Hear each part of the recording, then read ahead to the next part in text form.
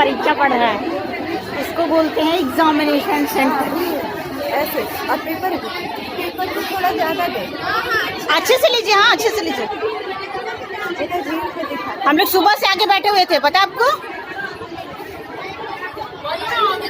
नहीं ले रहे आप दीजिए ना, आप अच्छे से दीजिए एग्जाम। कुछ लोग इधर टेबल पे, वहाँ टेबल, बिल्कुल, हम लोग देंगे तो हम लोग बोलेंगे।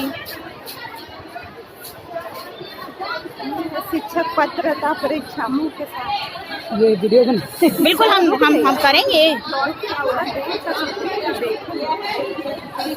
पता चले। ये है एग्जामिनेशन सेंटर जहाँ पे लोग इस तरह से शिक्षक पात्रता परीक्षा ली जा रही है। हाँ, गवर्नमेंट के राज में ऐसे शिक्षक बनेंगे लोग। और हम लोग लाइन में खड़े हैं पागल की तरह सुबह से।